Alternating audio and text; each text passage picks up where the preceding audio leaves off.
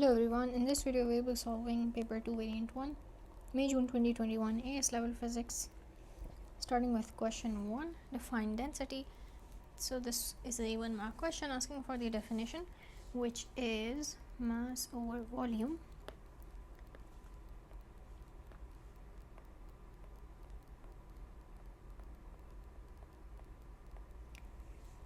B. Figure 1.1 shows a solid pyramid with a square base.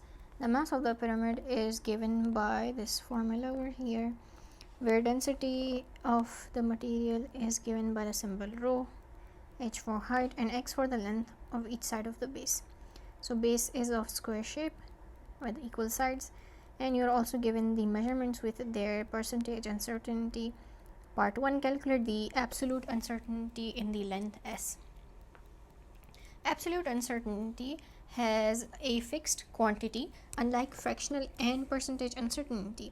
So absolute uncertainty, you can find this, or when you write this down, you would write the measurement and then plus or minus half of the smallest division of a scale, followed by fractional uncertainty. For fractional uncertainty, let me write that over here. You would divide the value of uncertainty by the reading or the measurement, and when you want to convert this to percentage uncertainty, just multiply that by 100. So when you can also convert between these three types of uncertainties, and when you want to convert from percentage to absolute, you would just so we are doing this for length over here. You would just divide the value of percentage uncertainty by 100 and multiply that by the measurement. So this is equal to 0.2 centimeter. Part 2, the density is calculated from the measurements in table 1.1. Determine the percentage uncertainty in the value of the density. Okay, in here we are given with the values of mass, height and length, and we're supposed to find the value of percentage uncertainty for density. To find the percentage uncertainty of density, you would need to make density the subject of formula, which means density is equal to 3 into mass divided by height x squared. Now when you want to find the percentage uncertainty for the subject of formula, you would look at the relation between the variables in the equation. Here mass, height and x are being multiplied and divided, which means you would add up their percentage uncertainties to find that for density. So percentage uncertainty of mass plus percentage uncertainty of height plus percentage uncertainty of x, except this one you would multiply by 2 because you are raising the value of x to the power of 2 in the formula, whereas all other variables are raised to the power of 1. So that is how you'll find the percentage uncertainty of density, and this would be 2 plus 4 plus 5 multiplied by 2. This is equal to 16%. If the relation between variables m, h and x, let's say this was m plus h plus x, then you would add their absolute uncertainties instead of the percentage uncertainty. Part C, the square base of pyramid in B rests on a horizontal surface of a bench. Use the table data to calculate the average pressure of the pyramid on the surface of the bench. The uncertainty in your answer is not required. Let's start with the formula of pressure in terms of solids. So that's force divided by the area. This is a 3-mark question which requires you to apply your knowledge and understanding of force and pressure. Since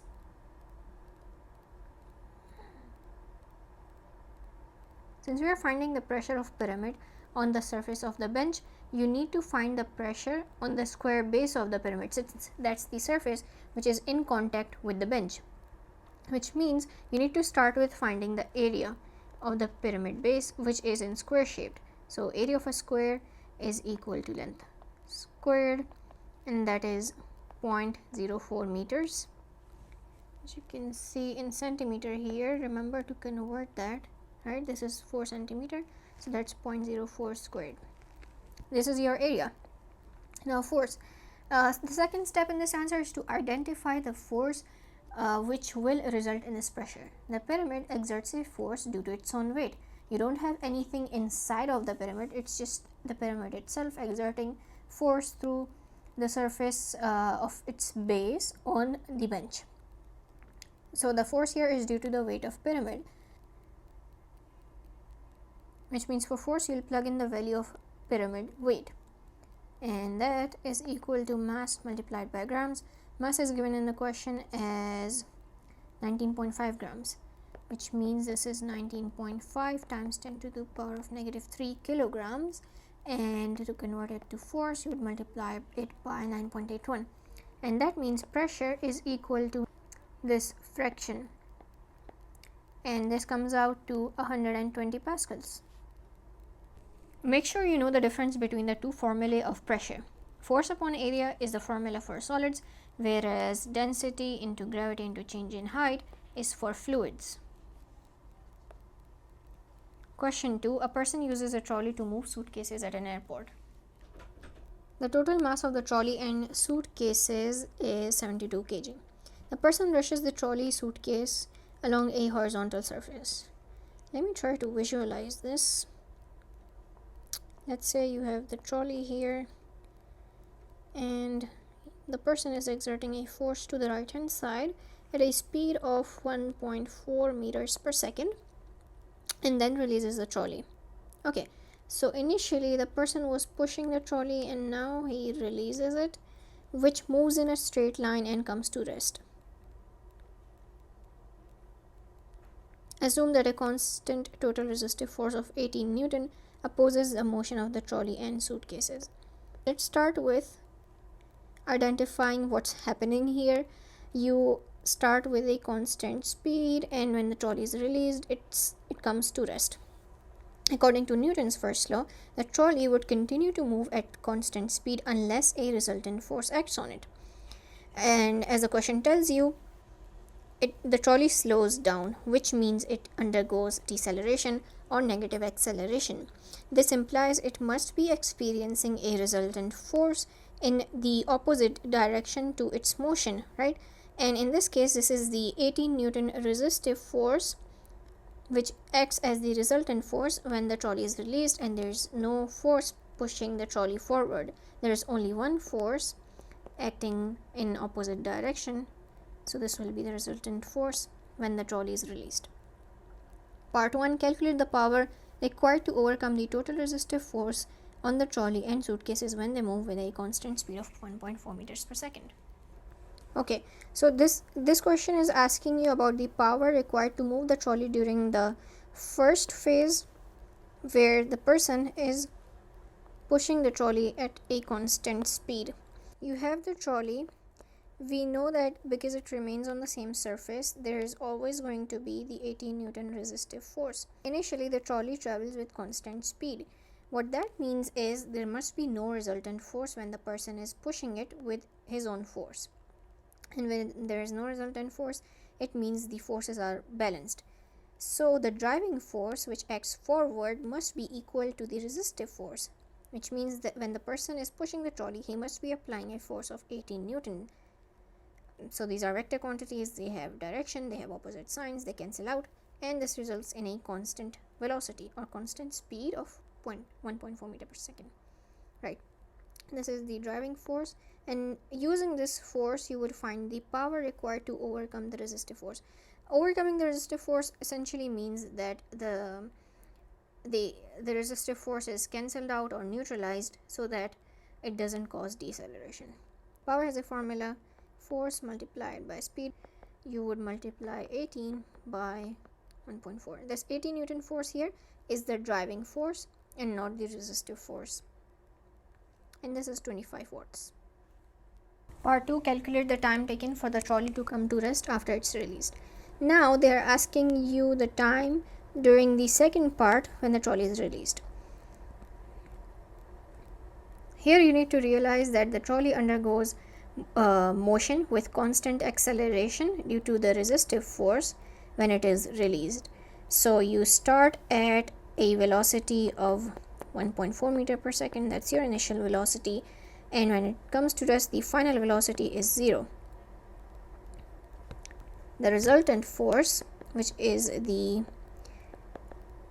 resistive force when it's released, is 18 newtons, and you're now supposed to find the time it takes to reach from 1.4 meters per second to 0 meters per second.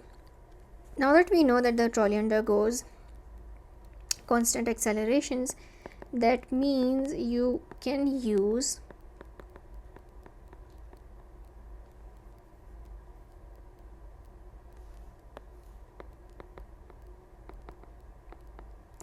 one of these 4 formulae to find the time taken. Since we already have the initial and final velocity and we want to find the time, I'll be using this formula over here, as we really do not need to find the distance. So how do you find time? Time would be equal to v minus u divided by acceleration, and you will then need to find acceleration. We already know the resultant force is 18 newton, and we are given with the mass, which is 72 kg. That means acceleration is resultant force divided by the mass, which is equal to 0.25, and then time is equal to v minus u divided by acceleration. Now acceleration here was negative as the trolley slows down, and so the time taken is 5.6 seconds.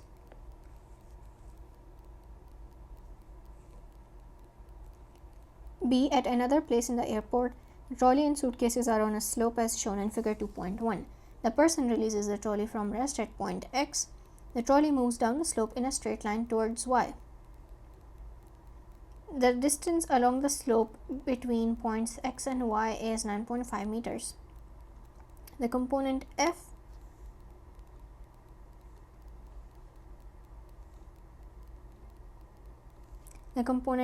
of the weight of trolley and suitcases at X along the slope is 54 Newton. So now here you have this driving force along the distance of the slope, and then you still have the resistive force. As you can see, the driving force over here is now greater than the resistive force, which means the trolley must be accelerating in the direction of the driving force, as you will now have a resultant force in the direction of this driving force too. Because again, forces are vector quantities, they add up, they have opposite signs when they act in opposite directions. This here will be a resultant force, which is 36 newtons. We already know 36 Newton force will now be acting down the slope as a sum of the two forces acting parallel to each other in opposite directions. Part 1. Calculate the speed of trolley at point Y. Okay, once again we know here that you have a resultant force of 36 Newton acting down the slope, which means you must have an acceleration of the trolley down the slope. So 13 Newton results. The resultant force causes acceleration down the slope. So again you have a constant acceleration, which you don't know right now. You could find that by dividing the resultant force by the mass of trolley, and that is 0.5 meters per second squared. You have the resultant force. The trolley is released from rest, so its initial velocity is 0. The distance in the direction of acceleration is also given as 9.5 meters, and you are supposed to find v, final velocity. So we can use the formula v square is equal to u square plus 2as, according to which final velocity would be equal to 2 multiplied by the distance and acceleration, and this is equal to 3.1 meters per second. Part 2. Calculate the work done by the force for the force F for the movement of trolley from X to Y. So the force F is the driving force, which is 54 Newton, and you're supposed to find the work done. Work done is equal to the force multiplied by the distance moved in the direction of force applied, which was 54 Newton, multiplied by the slope, is 54 Newton is parallel to the slope, which is 9.5, and this is equal to 510 joules.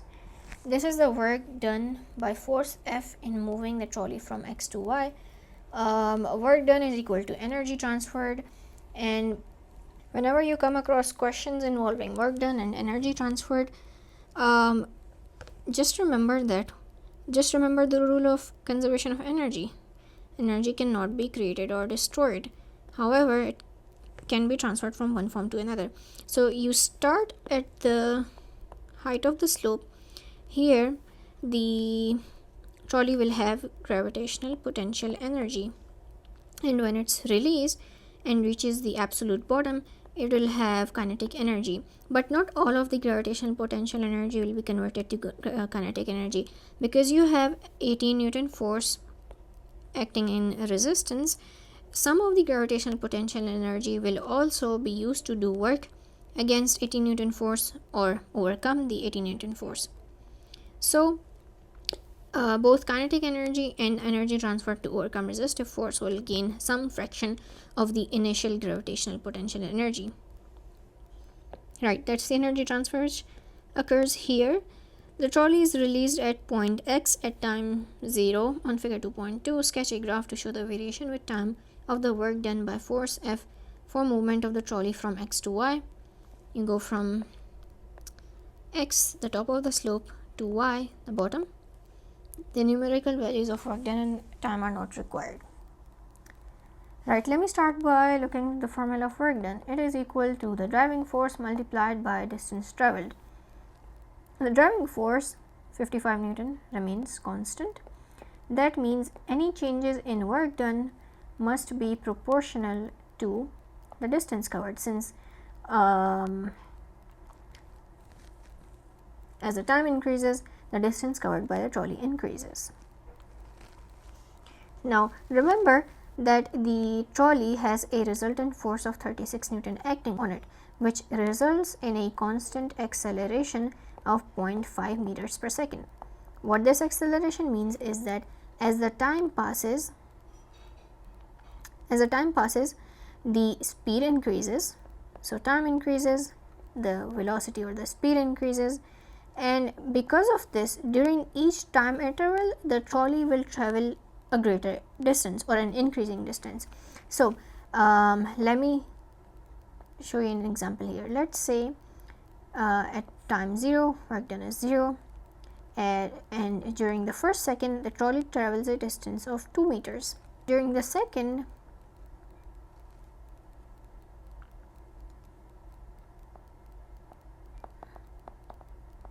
at 2 seconds, the trolley would have traveled a distance of let's say 6. And as you can see, during the first second, the trolley travels a distance of 2 meters. During the second, it travels a distance of 4 meter. Now 4 meter is greater than 2 meter, and this is because the trolley is accelerating, so it will travel more in the same amount of time. Which means if you were to plot the graph of distance and time, remember that it will look something like this. Remember that on a distance time graph, when you want to represent acceleration, you draw a graph like this, which has an increasing gradient. And this is exactly what we want to do here, except only in this case the distance on the y-axis is replaced by work done, and as we saw earlier, work done here is proportional to the distance. So it's almost like drawing a distance time graph with a constant acceleration. So that means here you will draw a graph with an increasing gradient. So that's your graph over there. See, the angle of slope in B is constant. Okay, so the slope down which the trolley was traveling is constant, the slope over here.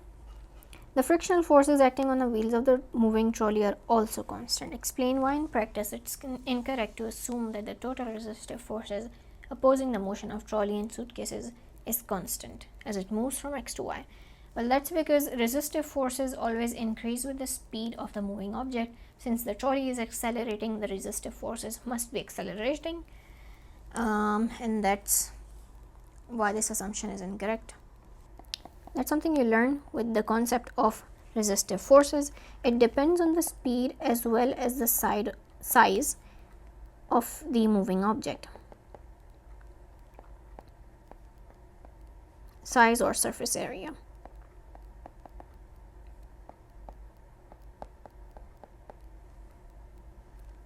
Question 3. A pendulum of a solid sphere suspended by a string from a fixed point P is shown in figure 3.1. The sphere swings from side to side at an instant. It's at the lowest point x, where kinetic energy is 0.86 joules and a momentum of 0.72 newton second in a horizontal direction. A short time later, the sphere is at position y, where it's momentarily stationary. Height h above x. The string has a fixed length and negligible weight. Air resistance is also negligible. On figure 3.1, draw a solid line to represent the displacement of the center sphere in position x to y.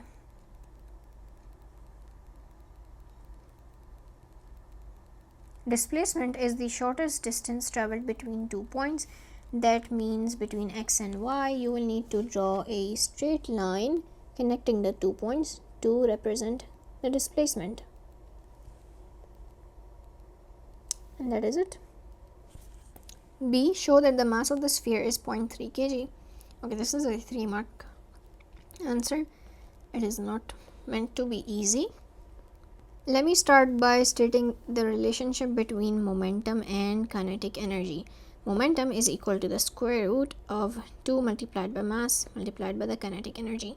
But using this alone will not give you all 3 marks for this answer. You're given with the kinetic energy and momentum of the mass. You will use these two values to find the mass.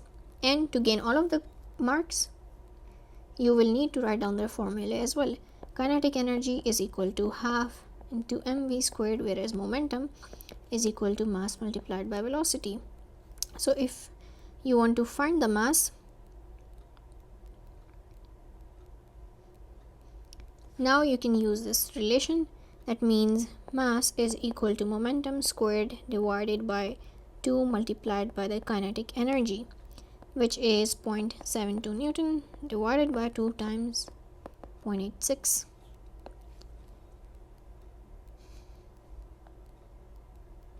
And this is equal to 0.3 kg. Now you have the mass of this sphere. Calculate height at h.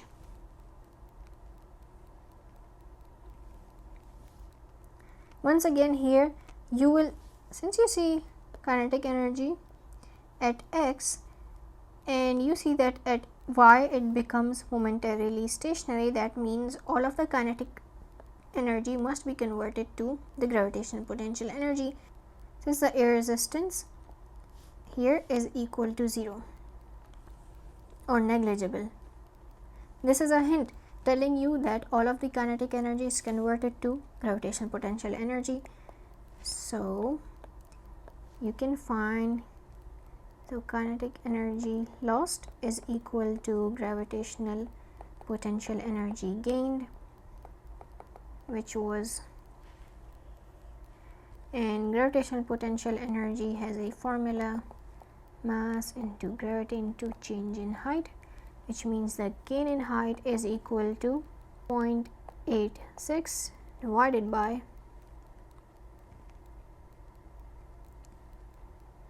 the mass, which we found was 0.3 multiplied by 9.81, and this is equal to 0.29 meters.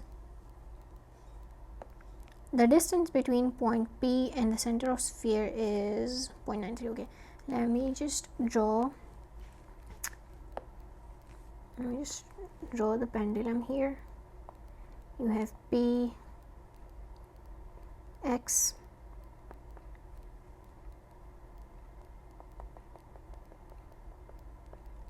and then you have Y,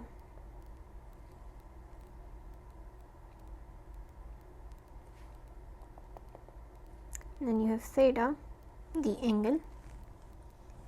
The distance, and they're telling you the distance between point P and the center of sphere is 0.93 meters. That means the length Px and Py are both equal to 0.93 meters. You know what, I'd also like to point out here is that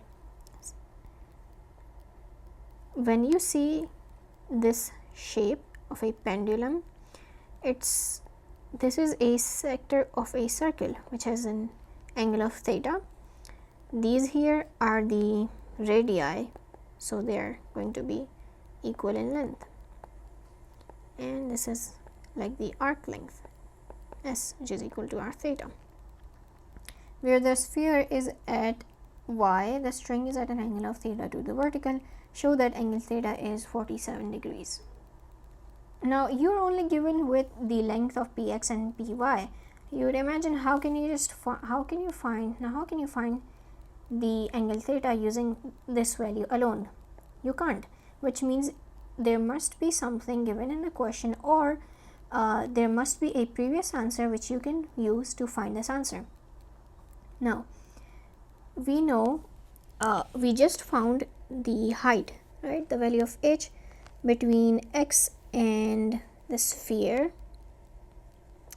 So this height, let me use a different color for this one. This height is equal to 0.29 meters, and in the question we are given the height of px as 0.93 meters. Now because you are given these two values, you would imagine that the difference between them could come into use for this part of the question. So this height, let's name it height B, is equal to 0.93 meters minus 0.29, which is equal to 0.64. Now we have no guarantees that this will come into answer, but I would always suggest you to look at all the data that you are either given in the question or have found previously in your answers, and use that to find everything that you can about a certain image or an experiment, because it will almost definitely help you finding the answers. Okay, so now we know that length B is 0.64 meters. Already I can see this image forming of a right angle triangle. Do you see this length over here, PY? This is perpendicular to the length B, which means P and Y can act as the hypotenuse side to a right angle triangle where the height is equal to 0.64 meters, right? And you can use these two sides to find the angle, let's name it X over here. Now as you can see, let's form this triangle over here. This is the angle we are gonna find, X, and angle X is alternate to angle theta, which means angle X is equal to angle theta. So if you found X, you would have your answer theta, right? So here you have the hypotenuse side and the adjacent side, and cosine theta is equal to adjacent over hypotenuse, which means theta is equal to cosine inverse of 0.64 divided by 0.93, and this is equal to 47 degrees corrected to two significant figures. So this was not a direct answer. However, you were here supposed to use the information you found in your previous answers and your knowledge of the relation between different angles to find this answer. And you don't necessarily need to know the relation between angles either, because this height is equal to B. It's the difference between 0.93 meters and height h, right? So this is equal to this triangle here has a height of b, which is 0.64, and then you have px. So you have px, which again has a length of 0.93 meters, and you have 0.64 meters, and then you have theta over here. Again, you have the adjacent and hypotenuse sides, so you can find angle theta using cosine relation. E, for the sphere at position y, calculate the moment of its weight about p.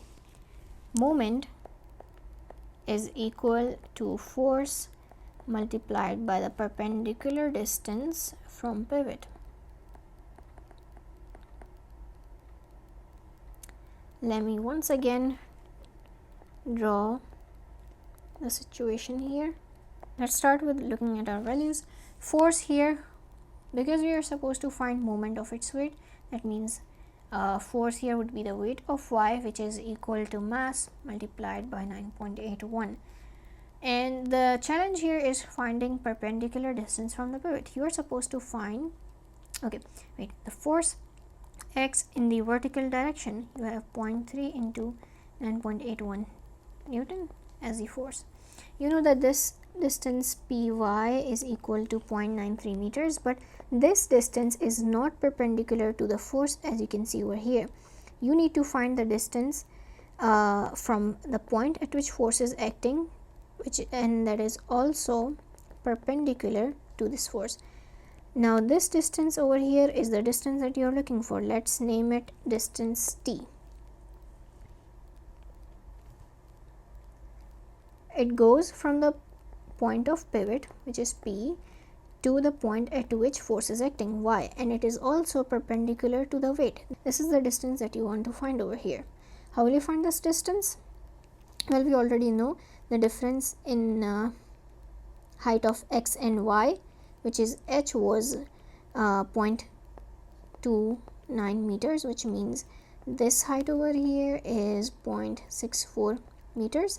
We know angle 47 degrees, and using this we can find the distance, perpendicular distance, which is opposite to angle 47 degrees. Using the opposite side and the hypotenuse side, we would use the sine relation to find the perpendicular distance from the pivot. So sine 47 is equal to the opposite side, which we want to find as perpendicular distance, divided by the hypotenuse, 0.93, which means the distance is equal to 0.93 multiplied by sine 47, and this is equal to 2 Newton meter. Just a side note here, whenever you are solving a question that asks you to find moment, in all the questions that I've come across, the perpendicular distance is always associated with sine angle. Part F, state and explain whether the sphere is in equilibrium when it's stationary at point y. At point y, we just found out the moment which is acting on it, and the two conditions for equilibrium state that the object must have no resultant force and no resultant moment, which means at point y it is not in equilibrium.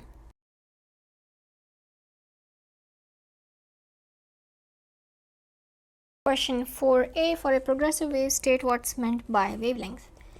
Here you're supposed to describe wavelength or provide its definition, which is the distance moved by a wavefront during one complete oscillation.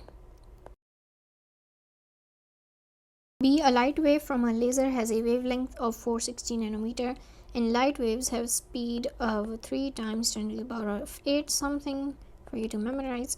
Calculate the time period of the wave. Again, this is a 3-mark question. So you'd use the formula wave speed is equal to frequency into wavelength, where frequency is the inverse of time period. Time period is the time taken to complete one oscillation, which means wave speed is equal to wavelength divided by the time, and that would be equal to, and that would mean time period is equal to wavelength over speed. So your answer would be 460 times 10 raised to negative 9 divided by 3 times 10 raised to 8, which is 1.5 times 10 times 10 raised to negative 15. Part C, the light from lasers incident normally on a diffraction grating. So diffraction grating would have slits in it, which means there would be barrier to light waves from the slit, and the gaps between the slits will allow light waves to pass.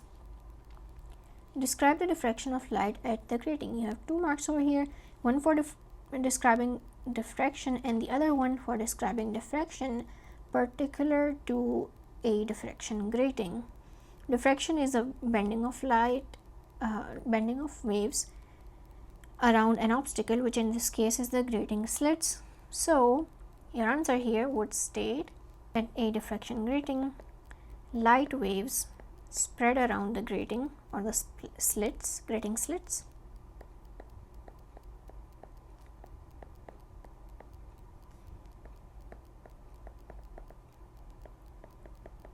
to pass through them.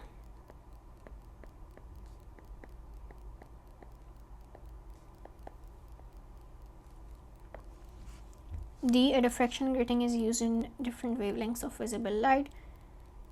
The angle of the 4th order maximum from the 0th order maximum is measured for each wavelength, and the variation of wavelength with sine theta is shown in figure 4.1. According to the diffraction grating equation, which we will most likely be using in the following parts, d sine theta is equal to n lambda, where n is the order of maximum, in this case is 4, lambda is the wavelength. You have a range of wavelengths over here. D is the distance between the slits, and sine theta is the angle between order of maxima.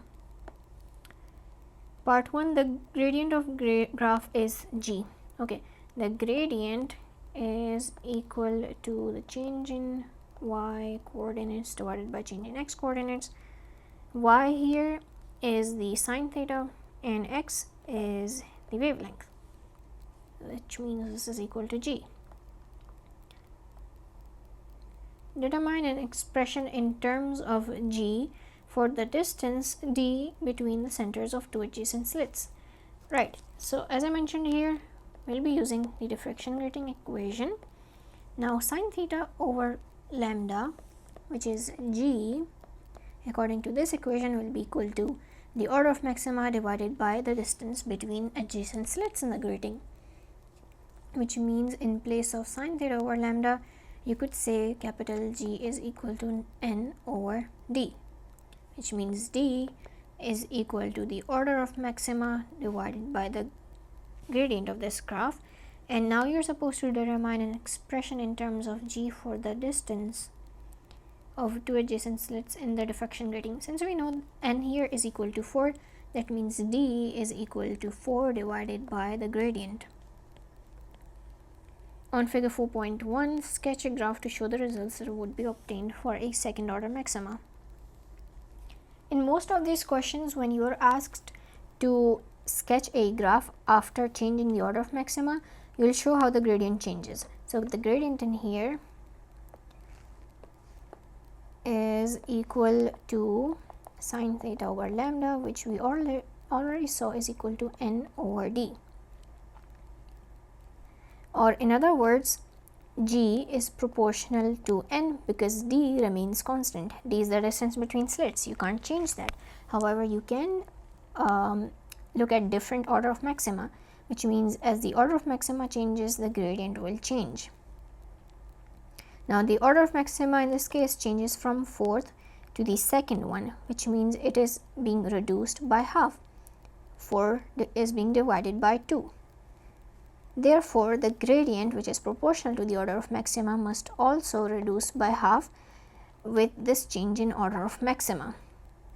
And you can show this on the graph by changing the y coordinates value for each x coordinate value, which means as you can see here, the 4 nanometer wavelength has 6 units on the y coordinates.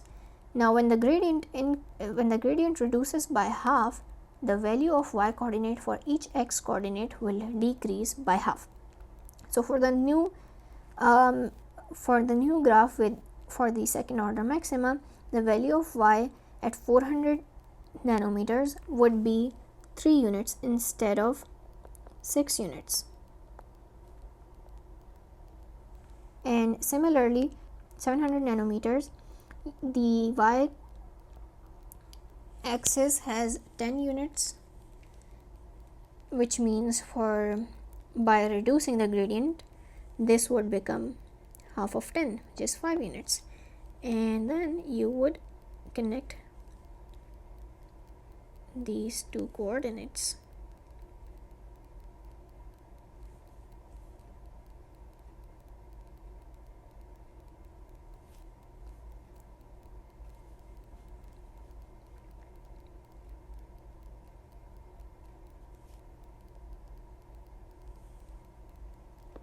There it is, the graph for second order maxima. As you can see, it is much less steep than the fourth order maxima, denoting that the gradient has reduced by half.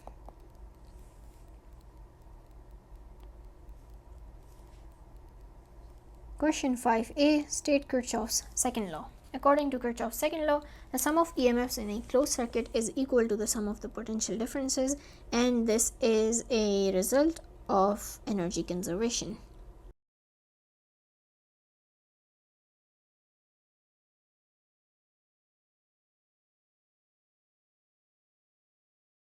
B. A battery has an electromotive force of 4 volt.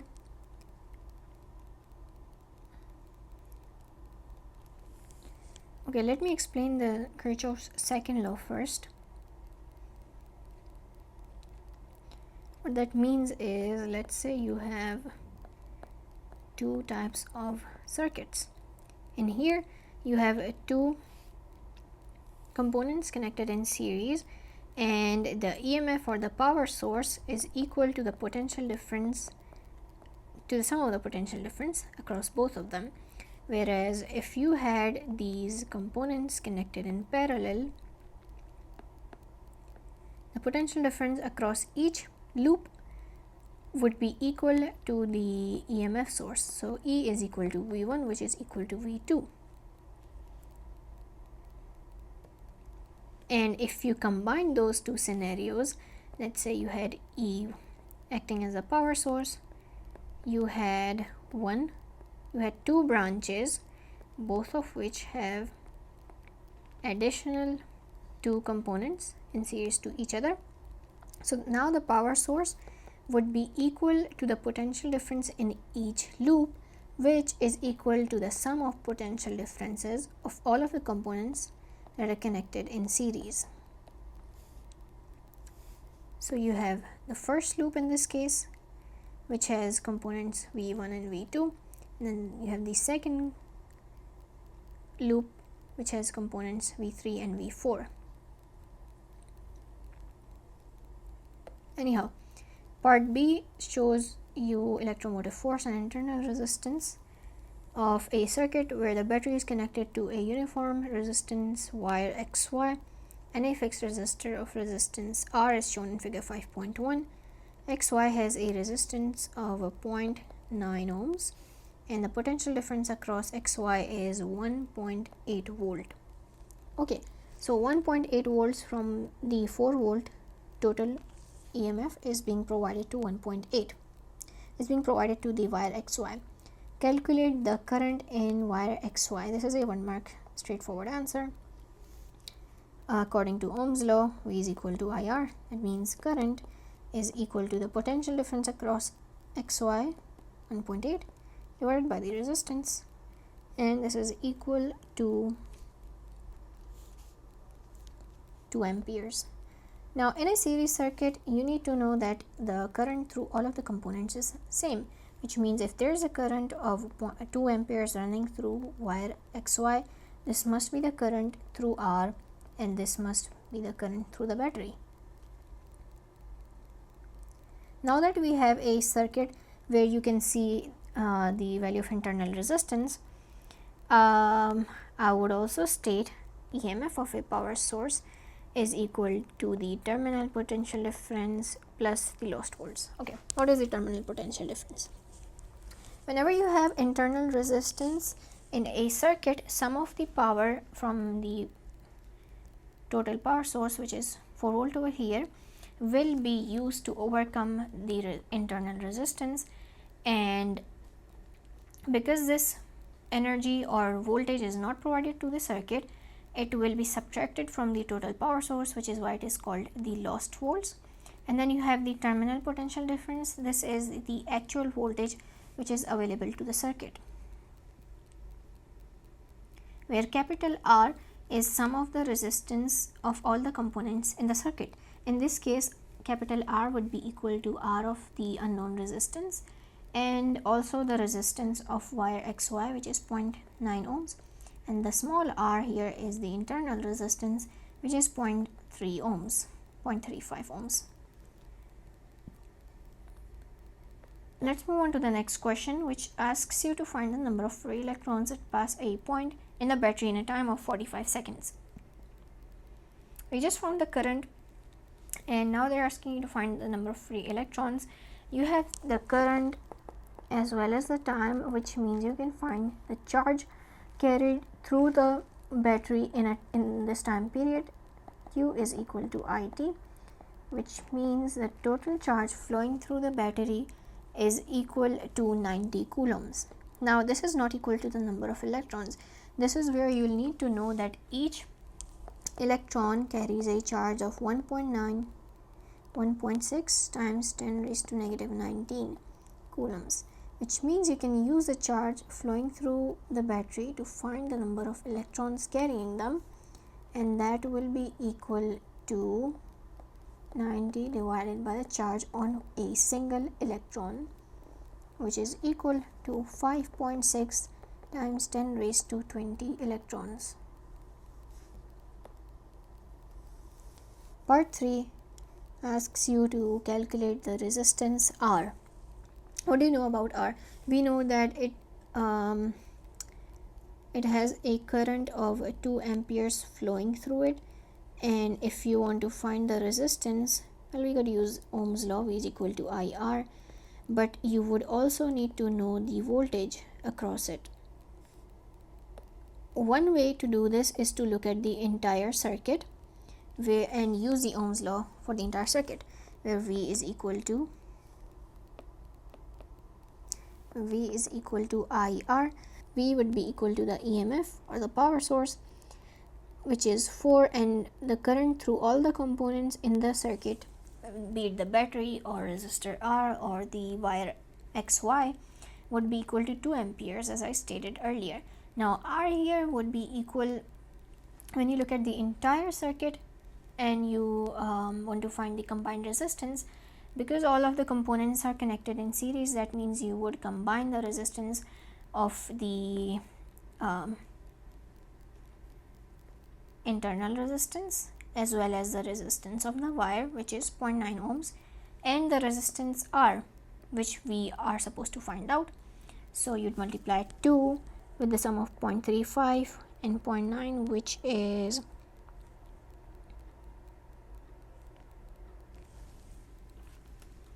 equal to 1.25 plus R. Divide both sides by 2, which means 2 is equal to 1.25 plus R, and so the resistance value here is equal to 0.75 ohms. Part C, a cell of EMF 1.2 volt is connected to the circuit in B as shown in figure 5.2. The connection P is moved along XY. Okay, this is a potential divider circuit, and the point of moving, the reason that you move P is because you want to increase the length between X and P.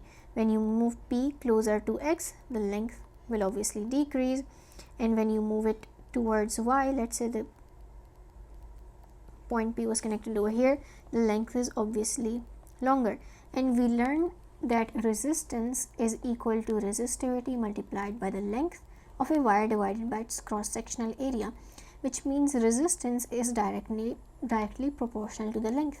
So in other words, when you increase the length, when you move P towards Y, you are increasing the length and therefore you are increasing the resistance.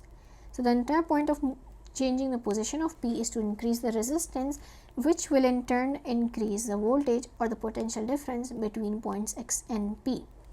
Because we know according to Ohm's law, V is equal to IR, so V is proportional to the resistance. The galvanometer reading is 0 when the distance XP is 0.3 meters, and you are supposed to calculate the total length of wire XY.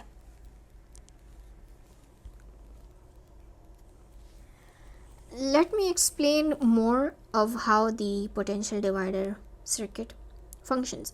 It is based on the fact that the ratio of voltages between components is equal to the ratio of their resistance.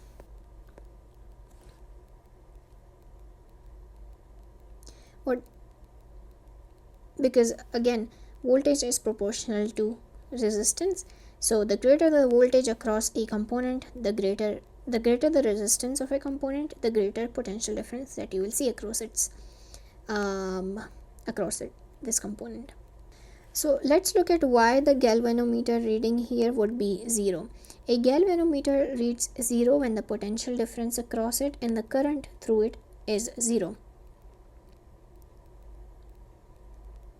Now normally what happens when you connect 2 points in a circuit is that current flows through them. Let's say here this galvanometer reads the current which is flowing through it, and if this is 0, it would mean that the current flowing through this wire is 0, and current in a wire becomes 0 when the potential difference across this wire is 0. In other words, that would mean the point over here P is at the same potential as the potential difference mentioned over here, which is 1.2 volts.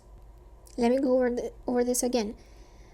The current and voltage, when a galvanometer reads 0, it means the potential difference reading and the current reading for the galvanometer are 0. And why would they become 0? That's because current can only flow between 2 points that are at different potentials. When 2 points are at the same potential, current will not flow through them. So let's say at the point where the question states at the point where length of XP is 0.3 meters, galvanometer reads 0. That means let's assume this is 0.3 meters of length and galvanometer will now read 0 because the potential at this point of P must be equal to the potential at this point, which is as shown in the figure over here, figure 5.2 over here, it's 1.2 volts. That means the voltage at point P must be equal to 1.2 volts. And they're asking you to understand this and use that understanding to find the length of wire XY. We know that the proportion XP is equal to 0.3 meters, and we know the voltage across XP is equal to 1.2 volt. Now we know from previous parts of the question that the voltage across length XY is equal to 1.8 volt for the total length of the wire. However, we do not know the total length of wire XY. We are supposed to find that. As I stated earlier,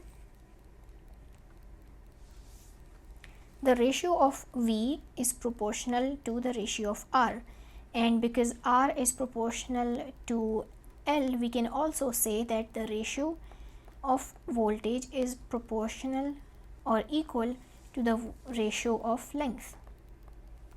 Once again, the potential divider circuit acts on the rule that ratio of voltage is equal to the ratio of the resistance, and we also saw that resistance is proportional to length, which means ratio of voltage is also equal to the ratio of length.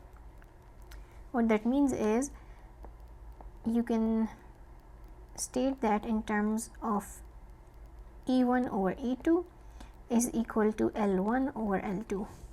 Now E1, you could take this as the voltage across XY, which we know for the entire length is 1.8 volts. E2, this would be the voltage for the shorter length of XP, which is 1.2 volt, and we know that because galvanometer here at this length reads 0, and length 1, the total length which is to be found is unknown, and the shorter length is equal to 0.3 meters. That means 1.8 over 1.2 is equal to length xy divided by 0.3. So xy is equal to 0.3 multiplied by 1.8 over 1.2, and this is equal to 0.45 meters.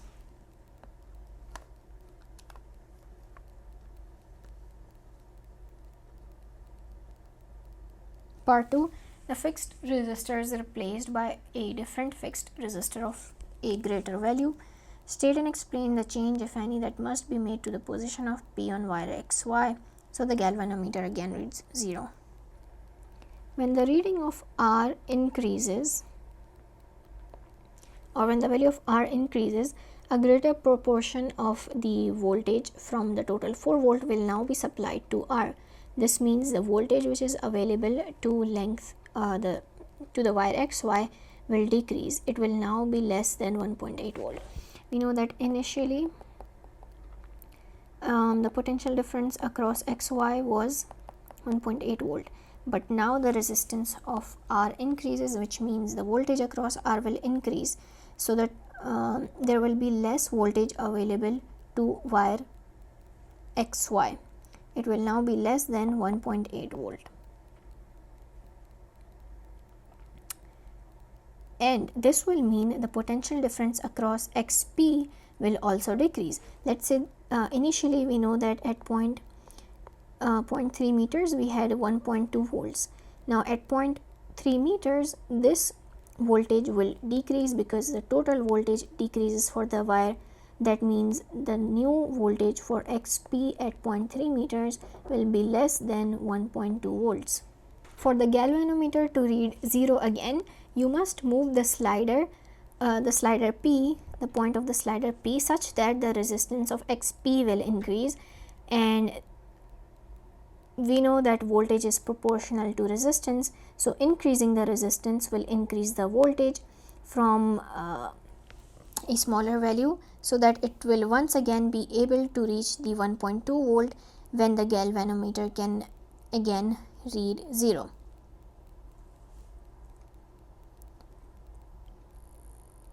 To answer this question, the pointer P must move towards the point Y. This will increase the resistance, which will in turn increase the voltage, so that it can once again be equal to 1.2 volt.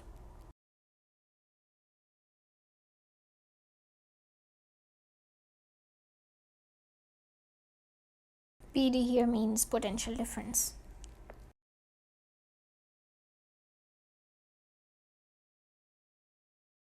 Question 6.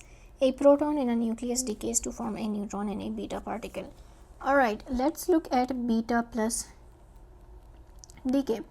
When an element undergoes beta plus decay, its mass number remains the same because proton changes to a neutron, so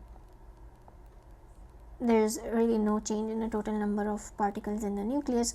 However, the atomic number or the proton number decreases by 1, because obviously you change a proton to a neutron, and along with this change you have emission of a beta plus particle as well as an electron neutrino. State the name of another lepton which is produced in this decay. Other than beta plus particle, you have electron neutrino which is produced and is also a lepton.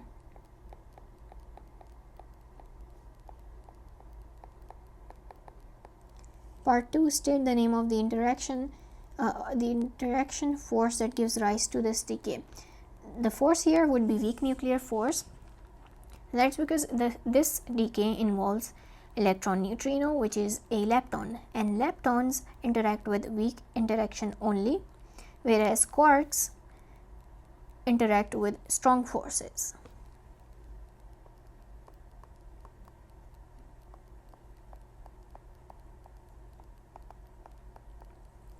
Part 3. State which of the three particles from proton, neutron and beta plus particle has the largest ratio of charge to mass. So the charge to mass ratio for a proton would be 1 to 1 unit of its mass, which is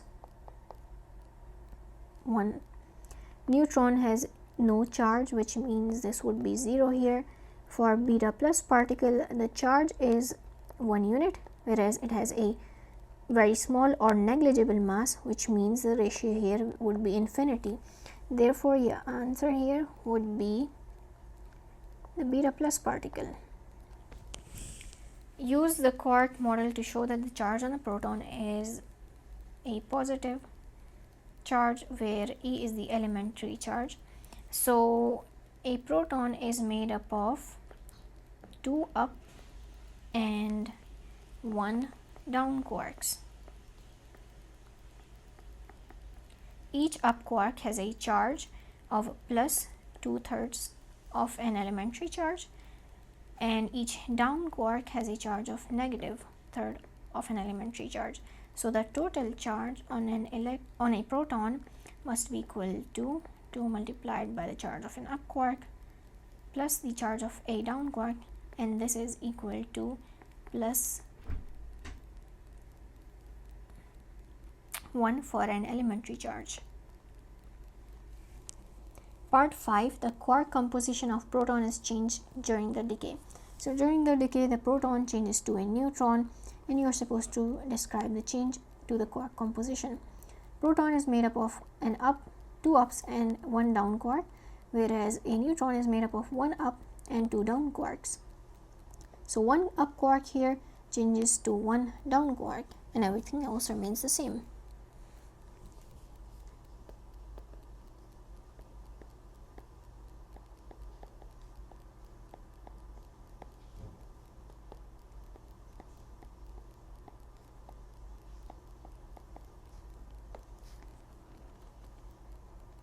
The next parts are all focused on electric field strength, which has now been eliminated from AS level syllabus. So we are done with this paper. Thank you for watching.